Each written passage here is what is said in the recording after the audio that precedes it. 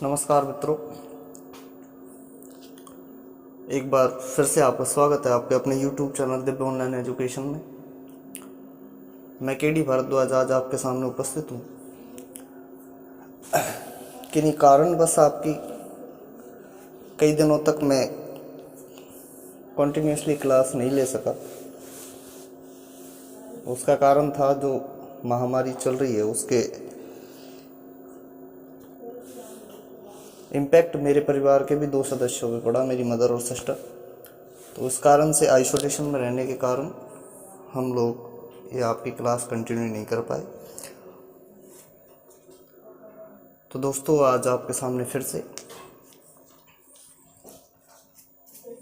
तो वीडियो में आगे बढ़ने से पहले अगर आप हमारे इस YouTube चैनल पर नए हैं तो चैनल को सब्सक्राइब करें, नोटिफिकेशन आइकन पे आप क्लिक करें और जो ऑल ऑप्शन है उसको सेलेक्ट करें ताकि आपको आगे आने वाली वीडियोस की नोटिफिकेशन टाइम पे मिलती रहे। तो आइए मित्रों, आज के ये टॉपिक आपका प्रेजेंट कंटिन्यूअस टेंस की बात करते हैं। मैंने यहाँ पहले से ही कुछ चीज़ें लिख रखी हैं और आपको करना क्या है, आपको केवल उन चीज़ों को समझना है। एक सेकेंड,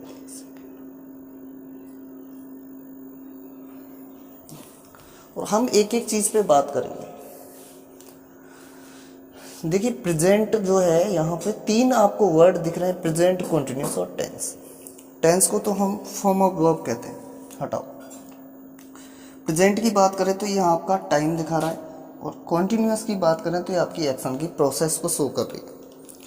अब आगे बात करें तो टाइम को प्रेजेंट आप दिखा रहे हैं, तो प्रेजेंट के लिए मैंने जब आपको वर्ब पढ़ाई थी तो वहाँ लिखाई थी present form of the verb, यानी कि first form of the verb. तो present form of the verb, present को दिखाना है तो वर्ब की फर्स्ट फॉर्म का यूज़ करेंगे। और continuous form of the verb के बारे में जब मैंने बात की थी तो जीरेंड फॉर्म ऑफ द वर्ब, यानी कि वर्ब की फर्स्ट फॉर्म में हमने आईएनजी जोड़ा था। तो ये आपके एक्शन को दिखाने के लिए वर्ब की फर्स्ट फॉर्म, यानी कि हमें कहीं ना कहीं ये 2 शक्ल देखने को मिलेंगी। इनको एक बार यहाँ लिख देता हूँ, क्या मिलेगी? वर्ब की फर्स्ट फॉर्म प्लस वर्ब की फर्स्ट फॉर्म में आईएनजी। ठीक है। अब आप बोल रहे हो सर 2-2 फॉर्म कैसे आ गई, 2-2 वर्ब कैसे आ रही? बिल्कुल आएंगी, कोई दिक्कत नहीं है, वो समझाऊंगा। क्योंकि बेटा टेंस जो है ना, वो मैंने जब परिभाषा आपको लिखाई थी तब लिखाई थी कंपाउंड ऑफ वर्ब्स। ये क्या है? वर्ब का कंपाउंड। पहचान की बात करें, आज तक जो पहचान पढ़ते आए हैं और जिस स्तर पे हम थे हमें लगा था ठीक है, गलत नहीं है, और वो थी हमारी रहा है, रही है, रहे हैं, रहा हूँ आदि। अगर हिंदी वाक्य के अंत में हमें देखने को मिले तो हम उसे प्रेजेंट कंटिन्यूअस टेंस मानते हैं। ठीक है, लेकिन क्या ये हर जगह ठीक है? तो इसी चीज़ को समझाने के लिए यहाँ एक सेंटेंस देखो, ये लिखा है रमेश की माँ टेबल पर खड़ी है। इसमें कहीं रहा, रही, रहे नहीं है। बट अगर मैं इसकी बात करूं इंग्लिश की तो इसकी जो इंग्लिश बनेगी वो बनेगी रमेश मदर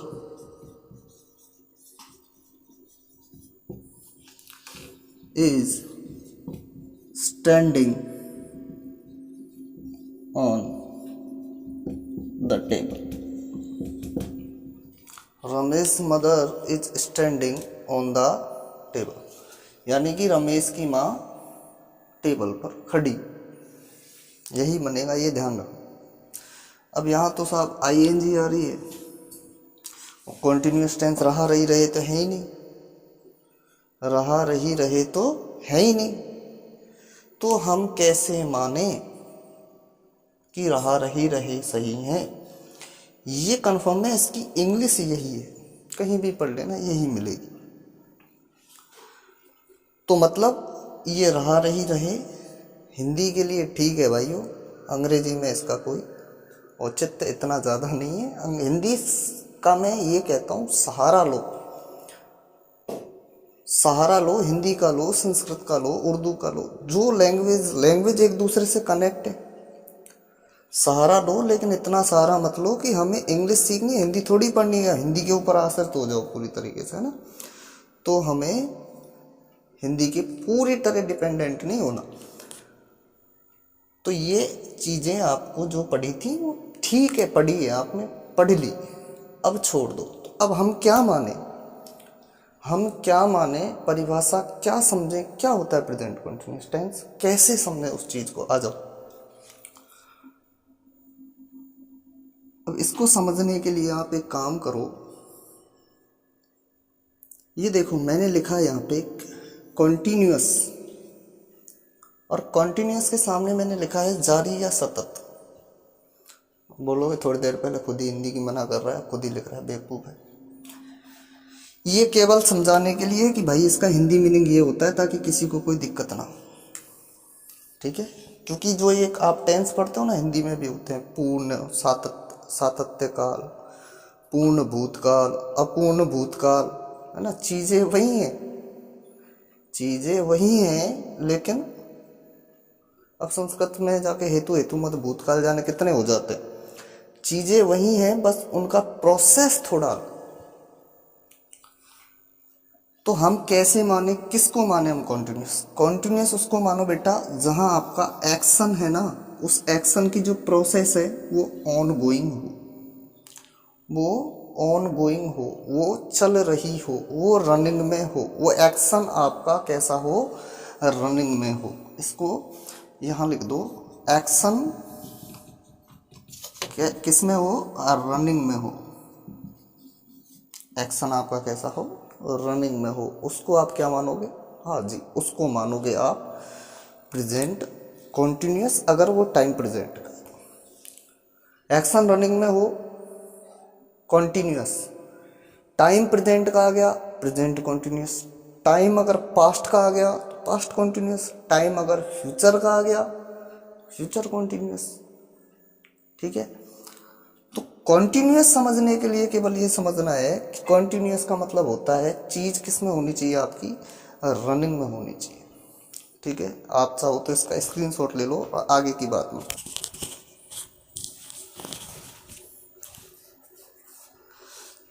चलिए जी आगे की बात करते हैं।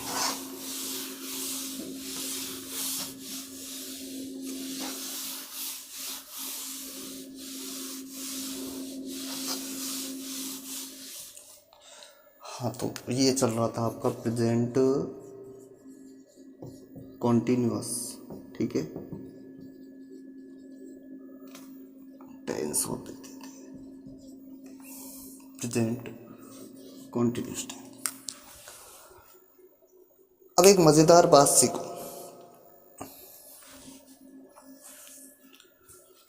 मज़ेदार बात यह है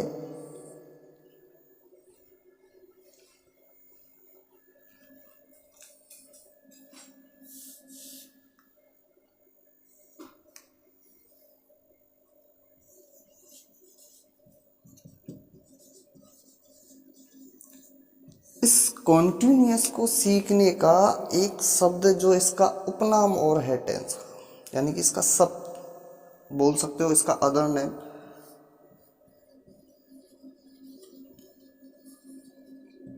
इसको प्रोग्रेसिव भी बोला जाता है। क्या बात है, क्या बोला जाता है, प्रोग्रेसिव।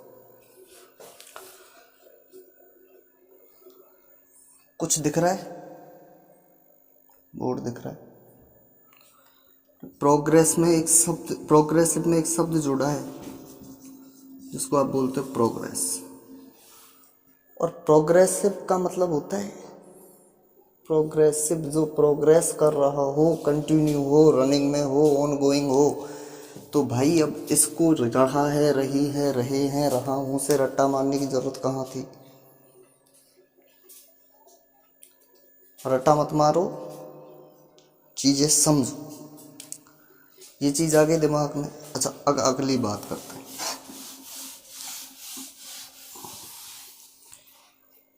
अब बात कर लेते हैं थोड़ी सी इसकी हेल्पिंग वर्ब और मेन वर्ब के बारे में।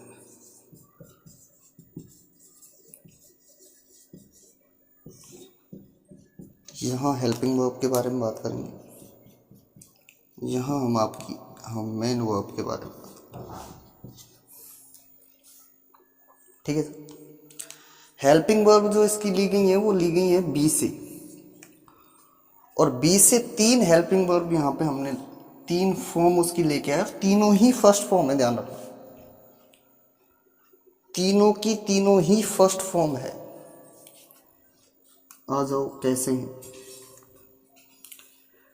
देखो एक तो है इज, ये तो आपकी फर्स्ट फॉर्म में क्या जोड़ा गया, एस या ई एस, चाहो तो ऐसे मान लो, है तो ये फर्स्ट फॉर्म में। कोई कहते नहीं है तो सिंगुलर के साथ लग रही, तो भाई ऐसे ही एस लग रहा है ना, लग रहा है ना, बस। अगली बात करूं तो एक आता है बेटा आपका आर, और एक आता है आपका एम।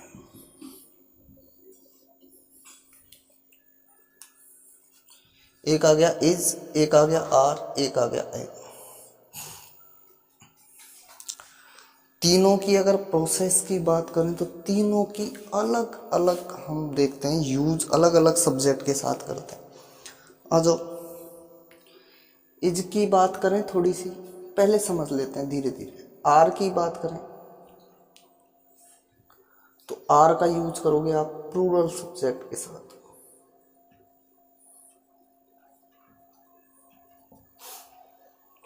ठीक है। ये मेरी नहीं है अभी, तो ये और लोगों की जो जबानी चल रही है वो समझा रहा हूँ, फिर मेरी जबानी क्या है वो मैं समझा दूँ। इसका आप यूज करोगे सिंगुलर के साथ, आई को छोड़कर,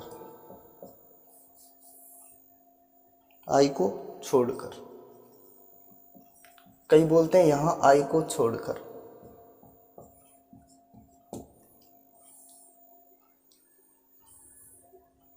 कोई तो यहां बोलता है आई को छोड़कर सिंगुलर सब्जेक्ट के साथ यूज करो, कोई यहां बोलता है भाई साहब कि आई को छोड़कर सिंगुलर के साथ यूज करो। समझ में एक चीज नहीं आती भाई, आई सिंगुलर भी नहीं है और प्लूरल भी नहीं है, दोनों ही नहीं है क्या? आई सिंगुलर भी नहीं है और प्लूरल भी नहीं है, दोनों ही नहीं है क्या? कई तो बोलते हैं साहब सिंगुलर, आई कैसा है, सिंगुलर। कई बोलते हैं कहीं कहीं तो सिंगुलर है, कहीं जाके प्लूरल बन जाता है।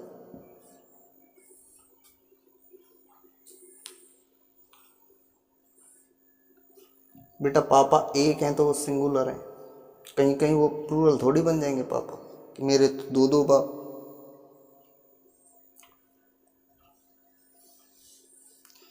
चीज क्या समझनी है, ये है ना, ये भ्रम ये निकालना है दिमाग में से, सिंगुलर और प्लूरल वाला। आई सिंगुलर था, सिंगुलर है और सिंगुलर ही रहेगा, ये प्लूरल कभी नहीं हो सकता। आई सिंगुलर था, सिंगुलर है और सिंगुलर ही रहेगा, प्लूरल नहीं हो सकता। जो लोग कहते हैं व्यावहारिक रूप में और सैद्धांतिक रूप में, ये कोई देश की सरकार नहीं है जो व्यावहारिक रूप में कुछ चल रही है और सैद्धांतिक रूप में कुछ चल रही है। ग्रामेटिकल पोर्शन है, इसके पूरे जितने रूल्स रेगुलेशंस हैं वो एक बार बन गए, वो बन गए। जब विकृति होती है ना तो उसके पीछे बड़ा कारण होता है, छोटे मोटे कारण से विकृति भी उत्पन्न नहीं होती। आई क्या है, आई आपका सिंगुलर ही है, प्लूरल कभी नहीं बन सकता, ठीक है। अब तो पहली चीज तो ये समझ में आ गई, पहली चीज तो आपको क्या समझ में लेके आनी है कि आई क्या है, सिंगुलर ही है। तो सिंगुलर है तो इज क्यों नहीं लगाते साथ में, है ना। और सिंगुलर नहीं मानते तो फिर आर क्यों नहीं लगाते साथ में, ये एम क्यों लेके आए। बेटा इसको समझने के लिए ना मैं ये चीज़ें यहाँ लिखूंगा आपके साथ। एक है इज, एक है आपका आर और एक है आपका एम। बड़े ध्यान से समझना। और जो बच्चे ये सोच के बैठते हैं ना क्लास में कि 20 मिनट की वीडियो में ख़त्म कर दे, भाई मेरे पास काम नहीं है 20 मिनट की वीडियो, आपको जिसकी अच्छी लगे उसकी पढ़ो। 20 मिनट की वीडियो में अपने काम नहीं चलने वाला। अपन तो यहाँ से पकड़ते हैं, यहाँ से उठाने की कोशिश करेंगे, यहाँ तक छोड़ने की कोशिश करेंगे। मैं भी आपके जैसा था, किसी ने गुरु ने पकड़ा था यहाँ से, तभी तो, है ना। तो ऐसे नहीं है कि 4 किताबें पढ़ ली और हो गया। गलत ज्ञान का कभी खात्मा नहीं होता। आ जाओ भाई, अब सबकी कहानी समझाते हैं। इज का यूज करोगे आप थर्ड पर्सन सिंगुलर सब्जेक्ट के साथ, ध्यान रखना।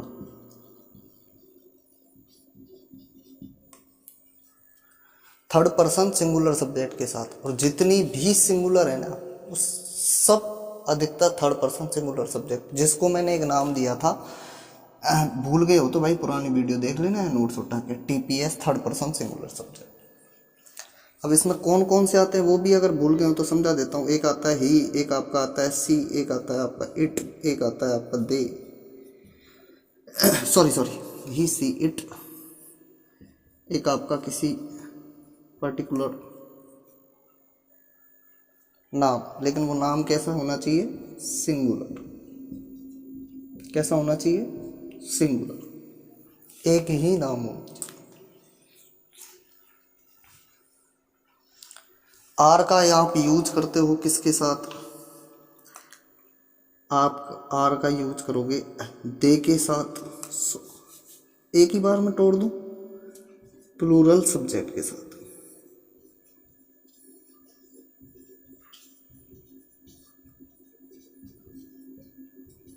चाहे वो कोई सा भी पर्सन हो, लिख लो भले।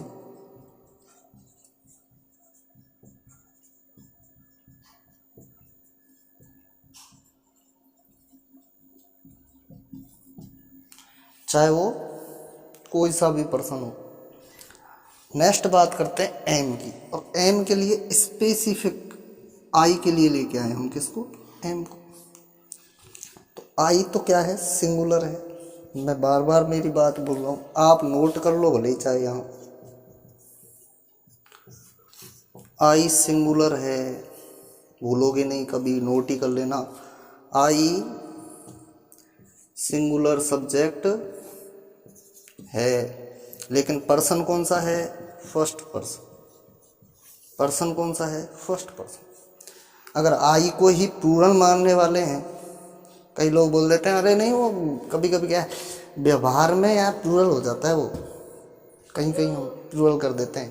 तेरे बाप की सरकार है, तेरी मन आती है जब तू आई को सिंगुलर कर देता है, जब तेरी मन आती है तो उसको प्लूरल कर देता है। जब तुझे लगा आई के साथ वॉज लगेगा, ठीक है, तो आई के साथ वॉज, यहाँ सिंगुलर है आई, आई के साथ हैव लगा रहे हो, यहाँ प्लूरल है आई। क्या हद की बात होगी यार, सिंगुलर सिंगुलर रहेगा, आप उसको प्लूरल कैसे कर सकते हो। अरे मोदी मोदी है, राहुल गांधी थोड़ी बन जाएगा। समझ में आई चीज। पापा से पापा ही कहोगे, मम्मी कह दोगे क्या, मम्मी से मम्मी कहोगे, पापा नहीं कह सकते। तो सिंगुलर को सिंगुलर कहोगे, ये बेवकूफ़ों वाली हरकतें करना छोड़ दो। नहीं नहीं नहीं, वहाँ क्या है, वॉज लगा दिया आई के साथ, यार यहाँ तो सिंगुलर है। अच्छा, और वहाँ हमने आई के साथ डू लगाया था इंडेफिनिट, वहाँ प्लूरल था। अबे वो प्लूरल था ही नहीं कहीं, आई सिंगुलर है तो सिंगुलर है। हाँ, ये बात कोई पूछे क्या आई के साथ इज का यूज होता है, क्या आई के साथ इज का यूज सही है, तो भाई ये तो आपको देना है उत्तर कमेंट बॉक्स में, ठीक है। फिर अगली क्लास में बात करूंगा, कंटिन्यूस आज ही खत्म किया। तो केवल आई के साथ हम किसका यूज करते हैं, एम का यूज करते हैं, ठीक है। अरे सर आई सिंगुलर है तो फिर आई को इज के साथ क्यों रखा, बेटा मैंने थर्ड पर्सन सिंगुलर के लिए कहा है, केवल, है ना। कई लोग अगर ये भी मान लेते हैं कि केवल सिंगुलर के साथ मान लेते, चलो आइज का प्रयोग, तो भी आई के साथ इज का प्रयोग होता, लेकिन कहाँ होता, कैसे होता, वो थोड़ी चर्चा में अभी पेंडिंग में छोड़ देता हूँ। यार ये सोचेंगे पेंडिंग में छोड़ दी, पता नहीं जाने क्या करेगा। देखो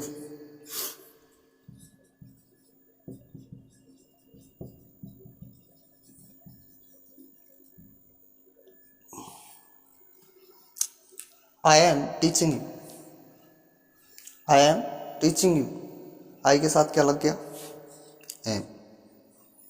ठीक है, नॉर्मल सी बात है, यहां से हमें पता है आई के साथ एम लगाते हैं। I is a letter of English alphabet. I is a letter of English alphabet. I के साथ किसका यूज कर रहे हो, इज का यूज कर रहे हो। आई के साथ किसका यूज कर रहे हो, इज का यूज कर रहे हो। तो मेरे बच्चों साइड में लिखना चाहो ना तो एक लाइन लिख लो, अगर आई एक लेटर के रूप में आए, आई किसके रूप में आए, एक लेटर के रूप में, तो उसके साथ लगा सकते हो क्या, इज। नहीं तो आई के साथ क्या लगाओगे, एम ही लगाओगे। ठीक है, कॉन्टिन्यूस की बात चल रही है, कॉन्टिन्यूस का हर जगह यही लगाते हैं। I am a teacher, I am a teacher, मैं एक अध्यापक हूँ। ठीक है, आई एम एन इंजीनियर, मैं एक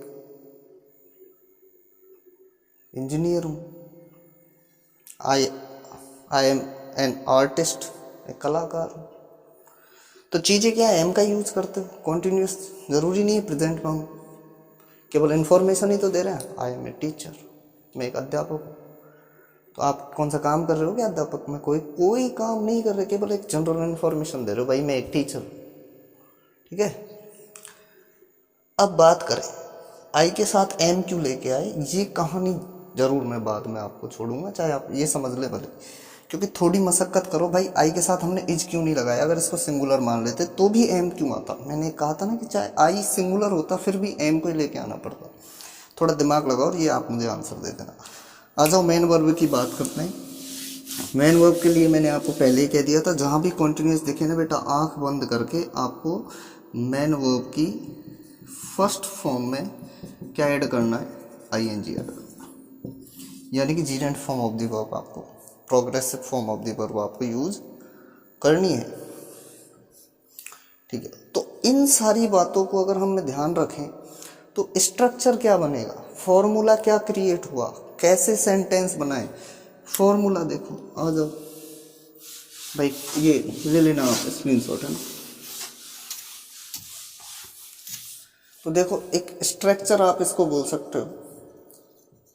स्ट्रक्चर कैसे बना, क्या बना, स्ट्रक्चर कुछ नहीं है, आपको करना क्या है, सब्जेक्ट को रखना है। सबसे पहले क्या रखोगे, सब्जेक्ट रखोगे। उसके बाद आप एच बी का यूज करोगे। तो एच बी कौन सी होंगी, या तो होगी इज, या होगी आपकी एम, या होगी आपकी are.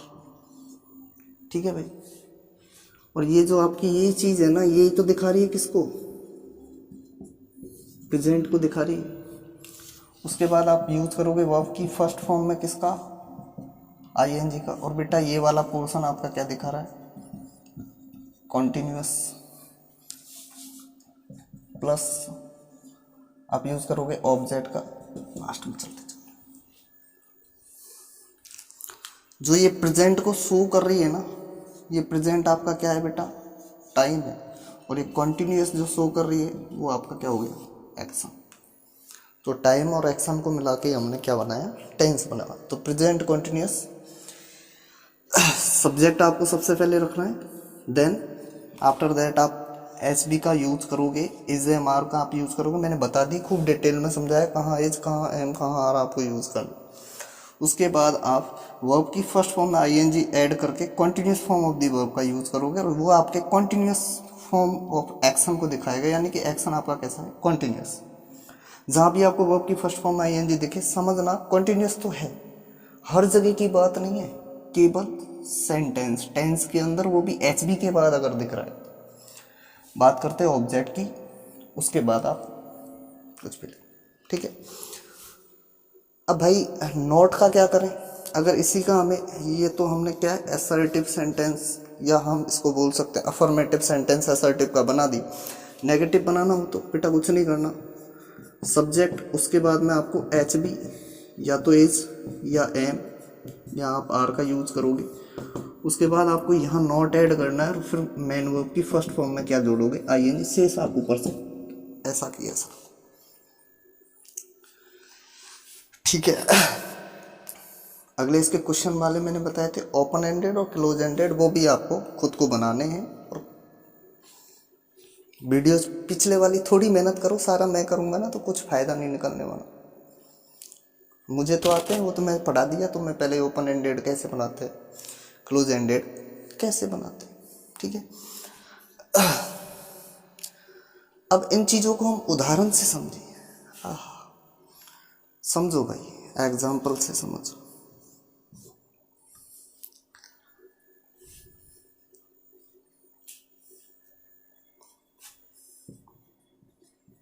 He is writing a letter. He is writing a letter.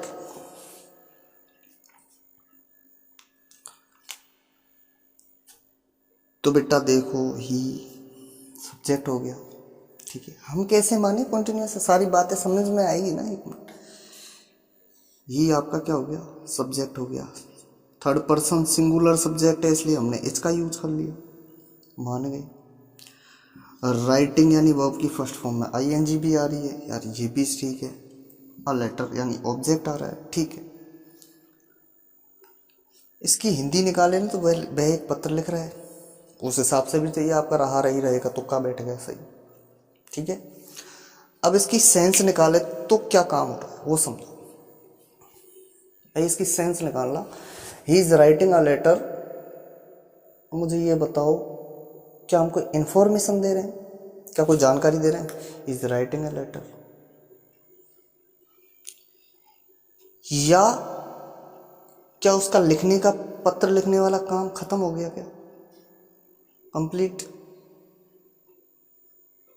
नहीं हुआ? अगली चीज और बताओ, क्या उसका पत्र लिखने का काम कॉन्टिन्यूअस है? जब हम इस सेंटेंस को बोल रहे हो तो क्या वो पत्र लिखने का काम ऑनगोइंग है, क्या वो प्रोसेस एक्शन की अभी चालू है? जी बिल्कुल, वो प्रोसेस अभी चालू है। तो भाई रहा रही रहे को छोड़ो, सीधी कहानी ये समझ लो कि एक्शन की अगर प्रोसेस ऑनगोइंग है तो वो आपका प्रेजेंट कॉन्टिन्यूअस टेंस है। और उदाहरण दे देता हूँ,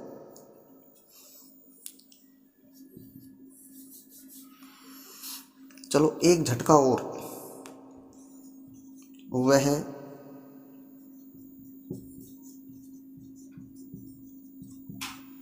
मोटरसाइकिल पर बैठा है। वह मोटरसाइकिल पर बैठा है, या इसको ऐसे कर लो, आप लोग बोलते हो तो बाइक कर लो, बाइक पर बैठा है। वह बाइक पर बैठा है, अब बनाओ।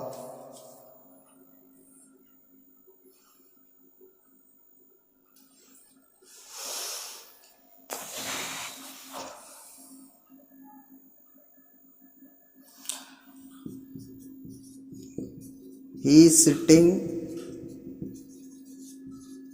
on the bike. He is sitting on the bike. वह मोटरसाइकिल पर बैठा है। भाई रहा रही रहे तो गया हो गया। अच्छा ये दिख नहीं रहा, चलो ऊपर ले जाता हूँ इसको। ये वाला एक बार कर लो, कॉपी है ना, ये स्क्रीनशॉट ले लो, मैं साफ करूँगा।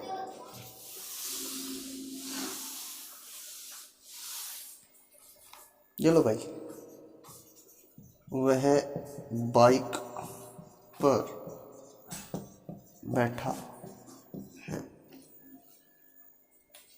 और मैंने इसकी जो इंग्लिश अभी आपके सामने बनाई थी, ही इज सिटिंग, आगे क्या आएगा? On the bike, above the bike, over the bike. बेटा कोई चीज किसी वस्तु को छूती हुई, ऊपरी सतह को और उसका जो वस्तु का निचला सतह अगर आपस में टच है और कोई वस्तु किसी वस्तु के ऊपर है, तो जिस वस्तु के ऊपर है उससे पहले ऑन प्रीपोजिशन का यूज करते हैं। तो he is sitting on the bike way bike पे बैठे। अब रहा रही रहे हैं क्या यहाँ? नहीं है, तो इस हिसाब से बाइक क्यों आ रहा है? बेटा एक बात बताना, वह बाइक पे बैठा है, तुम बाइक पे बैठे हो, मैं तो ये पूछ रहा हूँ, तुम बाइक पे बैठे हो, क्या तुम्हारे बैठने का काम पूरा हो गया? अब नहीं बैठे, बैठने वाला काम कंटिन्यू। तो is sitting on the bike, तो रहा रही रहे का संशय खत्म करो भाई, ठीक है? कॉपी करो।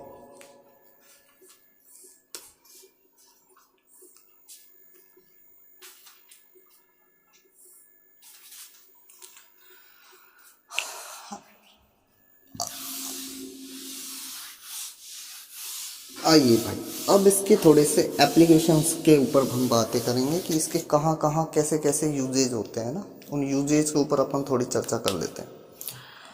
अगर यूजेज की बात करूँ तो पहला यूजेज तो आप यही मान लो मेरा, जो मैंने बताया था कि जब हम किसी कार्य के बारे में बात कर रहे हैं ना, तो वो कार्य बोलते समय वो कार्य रनिंग में होना चाहिए, ऑन गोइंग प्रोसेस होनी चाहिए उस एक्शन की, वो प्रोग्रेस में होना चाहिए, ठीक है? तो ये लिख लो, बोलते समय कार्य चल रहा, the action is in running position, the action is ongoing at the time of speaking. बोलते समय आपका काम क्या हो? चल रहा हो, ठीक है? यानी कि जब आप स्पीकिंग कर रहे हो, sorry, at the time of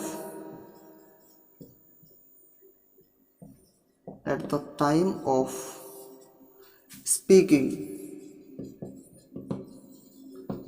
action should be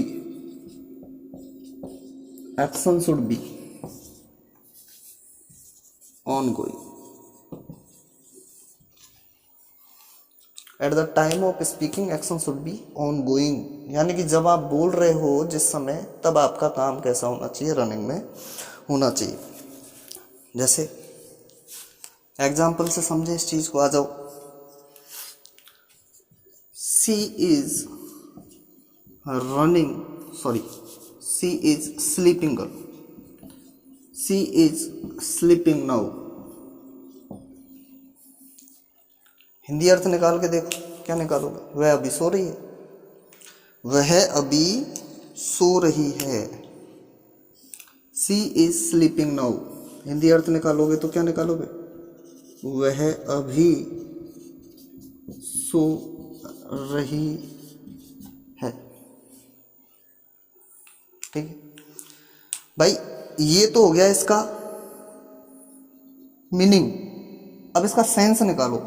sense ये है कि जब हम बात कर रहे हैं ना, तो उसके जो सोने वाला काम है ना, वो चल रहा है, वो बंद नहीं हुआ। जिस समय हम बोल रहे हैं ना, वो एक्शन कैसा है हमारा?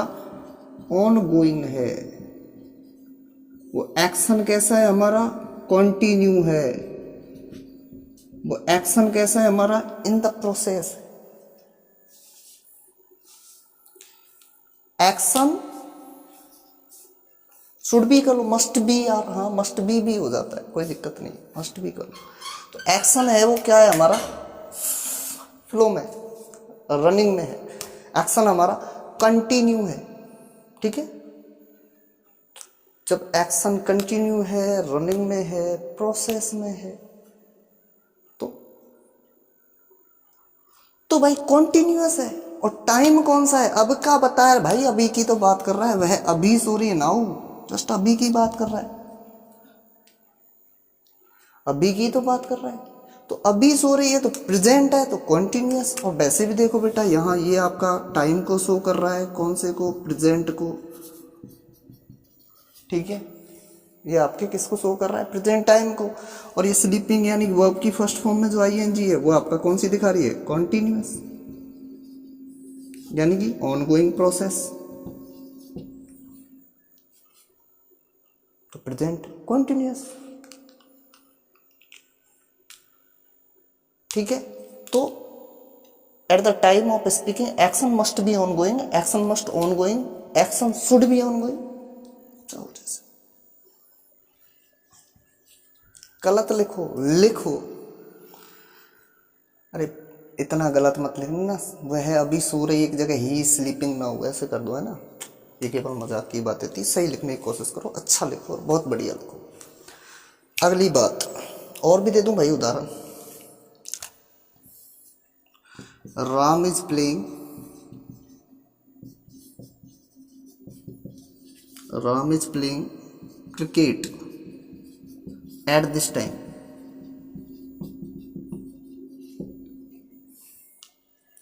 Ram is playing cricket at this time, इसका मतलब हिंदी करके देखो तो राम इस समय क्रिकेट खेल रहा है। राम इस समय क्रिकेट खेल रहा है, ये तो हिंदी की होगी बात। और भाई अब इसकी मीनिंग ने समझ के सेंस समझे, तो सेंस ये कह रहा है कि राम नाम का एक लड़का है जो अभी क्या कर रहा है, क्रिकेट खेल रहा है, खेल रहा है, अभी खेल रहा है, यानी कि उसका क्रिकेट खेलने का एक्शन अभी ऑन गोइंग है, बंद नहीं हुआ। The show must go on, ये हमारे 2 दिन पहले जिनके परम ब्रह्मलीन हो गए आदरणीय श्री के अग्रवाल जी, डॉक्टर साहब, कार्डियोलॉजिस्ट थे, बड़े अच्छे, पद्मश्री पुरस्कार से सम्मानित, जिन्होंने कोरोना के टाइम में बहुत कुछ लोगों को जानकारी दी, लोगों को सिखाया कि इलाज कैसे करें, घर पे स्वस्थ कैसे हो, मानसिक रूप से स्वस्थ कैसे रहें। उनके ये थे, ये उनके शब्द थे, the show must go on, यानी कि काम रुकना नहीं चाहिए, चलता रहना चाहिए, है ना। तो ये चलता ही रहना चाहिए, क्रिकेट खेल रहा है, चल रहा है बस, ठीक है। चलो भाई कॉपी कर लो, फिर अगली बात करेंगे।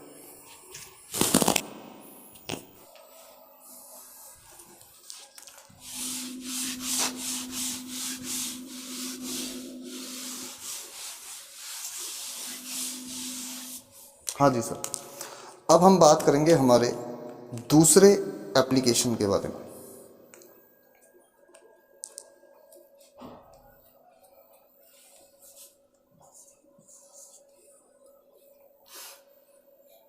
और दूसरी एप्लीकेशन को मैं यहाँ बाद में दिखाऊंगा, पहले मैं उदाहरण देना चाहता हूँ उसका यार, है ना, चीज़ आपकी समझ में आ जाएगी ऑटोमेटिक। पहले आप एग्जाम्पल समझो उसका, बड़ा अच्छा एग्जाम्पल है।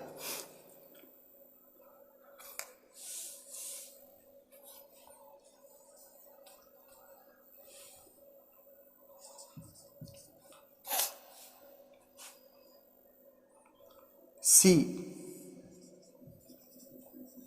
Works hard, she is working hard, she is working hard today.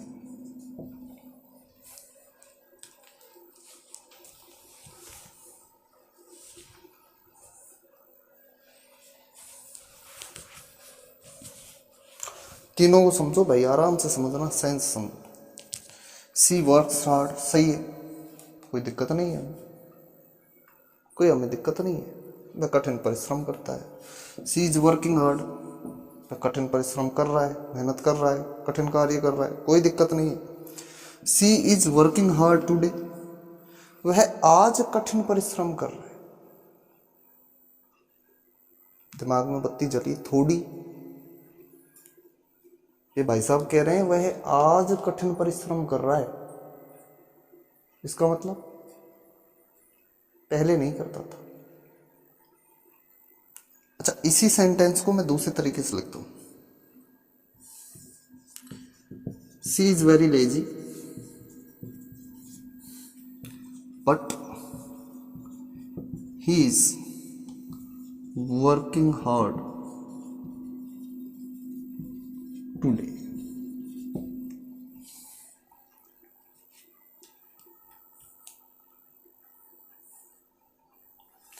She is very lazy but he is working hard today. इसका मतलब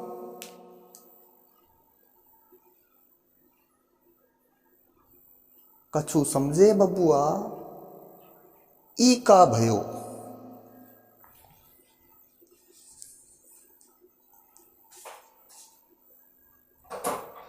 इसका मतलब समझो दोस्तों, मतलब ये है कि चेंज, क्या चेंज, ये दूसरा जो रूल है ना, दूसरा नंबर का जो आपका रूल है, ये कह रहा है कॉन्टिन्यूअस का यूज आप करो कहाँ, चेंज में। किसमें? चेंज में। लेकिन वो चेंज कैसा होना चाहिए? For some time. वो चेंज किसके लिए होना चाहिए? फॉर सम टाइम, कुछ समय के लिए। यानी कि आप इसको ऐसे बोल सकते हो कि क्षणिक परिवर्तन।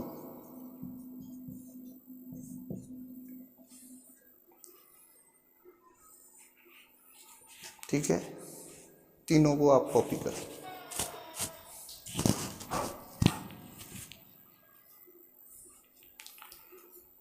क्षणिक परिवर्तन, चेंज फॉर सम टाइम को दर्शाने के लिए भी आप किसका यूज करते हो? Continuous tense. ठीक है, present continue.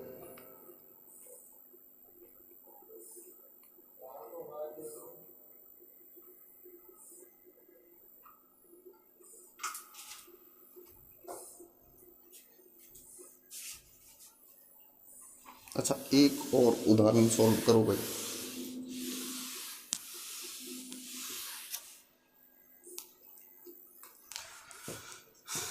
He is an atheist but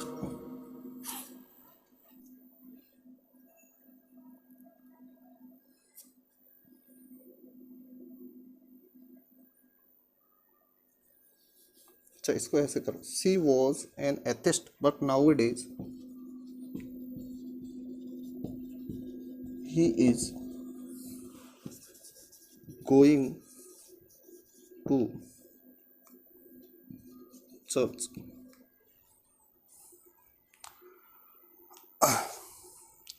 भाई खुद ही दिमाग लगाओ, है ना, वहीं बैठे बैठे, और मुझे एरर ढूंढ के निकाल दो।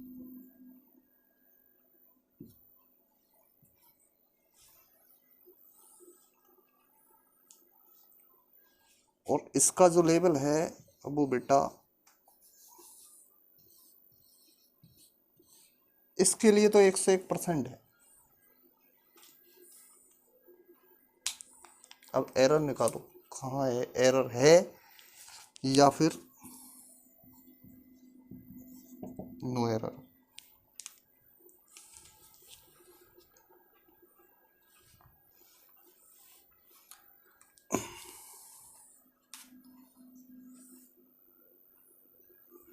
तभी तो कह रहा हूँ वीडियो को शेयर करो, सब्सक्राइब करते रहो चैनलों को, ताकि जल्दी चैनल पे सब्सक्राइबर और बढ़ते जाए ना, तो लाइव आ जाऊं। अब मुझे पता ही थोड़ी लगेगा कौन बच्चे ने क्या जवाब दिया, बट बेटा ध्यान रखना, प्रॉब्लम जहाँ है ना वहाँ समझो, प्रॉब्लम है आपके स्पार्ट। अब आप में से कहोगे सर चेंज तो हो रहा है, पहले तो नास्तिक था अब चर्च जा रहा है, चेंज हुआ। बेटा चेंज तो हुआ, चेंज तो हुआ, बट ये चेंज कैसा है? परमा, ये चेंज कैसा हुआ? परमानेंट।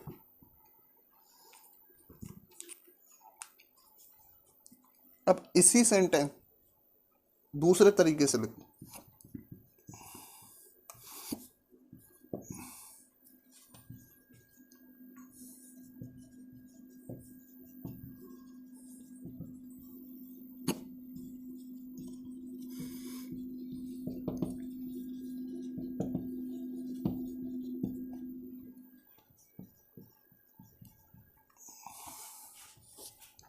अब ये 101% राइट।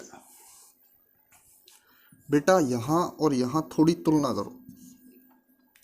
वह नास्तिक था बट अब चर्च जा रहा है। वह नास्तिक था अब चर्च जा रहा है।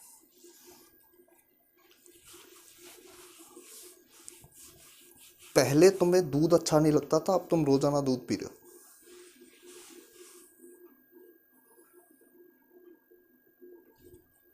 दूसरी तरीके से बोलो, पहले तुम्हें दूध अच्छा नहीं लगता था लेकिन अब तुम दूध पीते हो।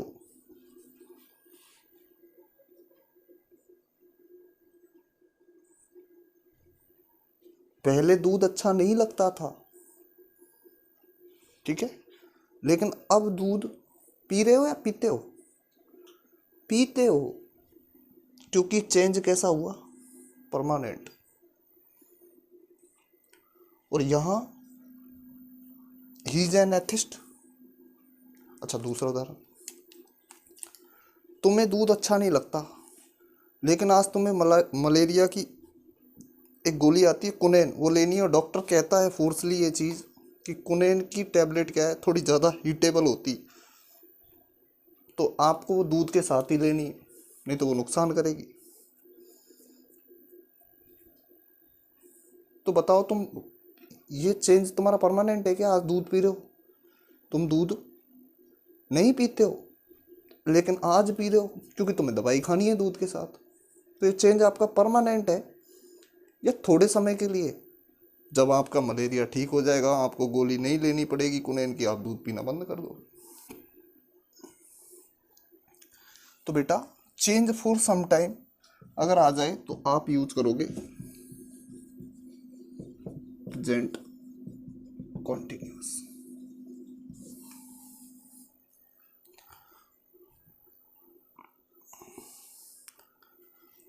तो दोस्तों आज की चर्चा आपके सामने बहुत अच्छी तरीके से मैंने पेश की।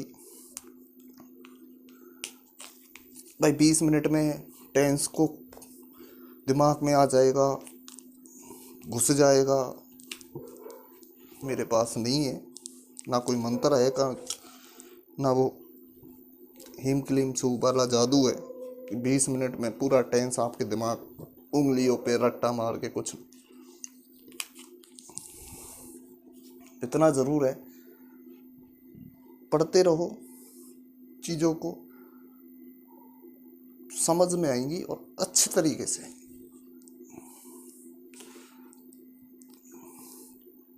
जाने से पहले एक बार फिर, अगर वीडियो पसंद आई तो लाइक शेयर ज़रूर करना।